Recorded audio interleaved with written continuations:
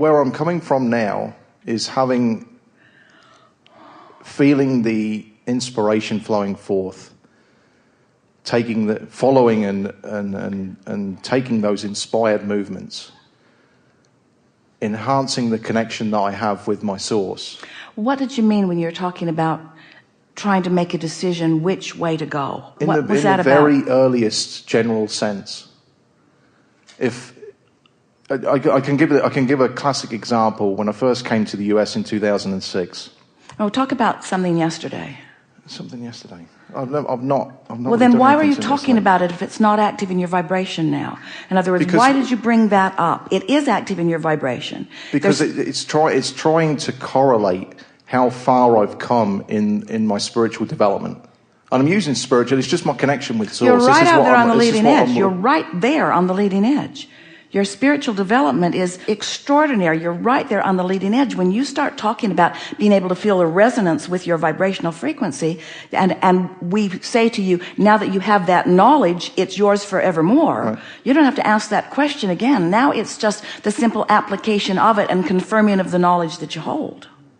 Right. So the next level that I'm looking for is the ability that Esther has here to be able to translate that communication and be able to verbalize and articulate the energy in the way that you do. Esther can be of benefit to you all in a setting like this, because you're doing the step 1-ing and we're doing the step 2-ing and Esther's doing the step 3-ing. Right. But Esther cannot give herself the benefit that she allows for you, because she cannot be active in the question and allowing of the answer at the same time. Right. They are vibrationally different frequencies. And so this is why we're explaining to all of you, and it is certainly Esther's experience as well, that on a moment-to-moment basis, if she has taken the time to do the grid work, if she has taken the issue that was inflamed and soothed it by going general until she is in that place of non-resistance or in that place of complete allowance, then the universe delivers to her the insight and the knowing. It is really a rare thing, other than in a setting like this, that you can ask the question and receive the answer, boom, boom, boom, boom, boom. Right. Because the question activates enough frequency that prevents the answer from being revealed to you. Right. As we have demonstrated abundantly here in this little bit of conversation that we've had. In other words, sometimes a day after, when you settle into it, something happens and the insight settles into you. So how would Abraham portray Esther's ability to chew the fat with Abraham in a general setting? You know, you've said on a number of occasions, we always give her the words. In other words, she sat and wrote with us this morning. She wrote a series of things that she's wondering about, and we answered them. But even in her settling down to try to receive the answer, right, she didn't really get the answer yet. She will. Yeah. Now she's focused the question, and that's the best part of having a session with us like that for Esther. She's focused the question, and the answers will flow to her over the next several days. So how help me understand that then, because I can use this as a nugget going forward. How is Esther preparing? Is she listing out her questions that she's seeking answers upon, and then Abraham is flowing forth with yes, and they are always the things that just stirred up in the last 2 or 3 days, or the last day. It's just things that happen. Oh, this happened. It felt a little off. How am I to approach this? How should I best proceed with this? What do you think about this? What's your opinion about this? And then leave it until the answers flow forth. Well, and then we always answer her, and the answer doesn't make any sense to her at that moment because she's still active in the question. But the fact that she's focused it, then over the next while, the answers flood in, and she has those aha moments. Oh, that's what that was about. Oh, well, that's what that was about. Okay. I think I have what I need at this point. What this conversation is all about is that we're not demonstrating here that we want you to raise your vibration, go into a trance-like state, and begin allowing non-physical to flow through you, although that's certainly all right if you want to do that.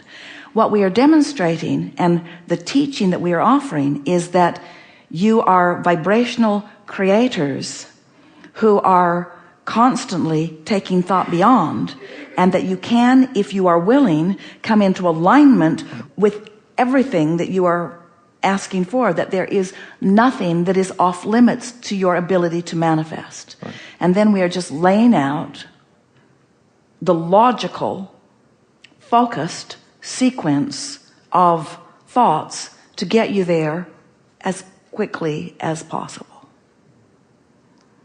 So first you got to ask a question, but next you got to be out of the way of the answer, which means the question can't be pulsing within you.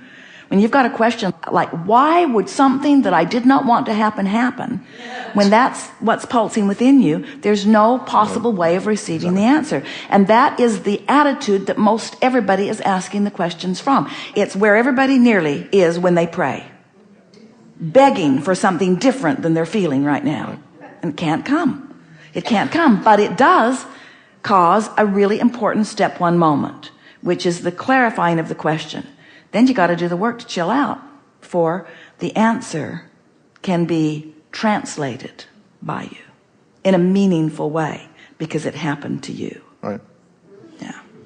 And I think that's the biggest thing in the sense. I'm going to tie that back then to when I first started to attend the workshops, in the sense that I was formulating the question some 2 to 3 weeks in advance, and then honing the question so that when I engage in this experience, I am able to, and while I can't remember everything that you say in the moment. But it doesn't serve you very well, because it makes you so invested in the question that you can't hear the answer.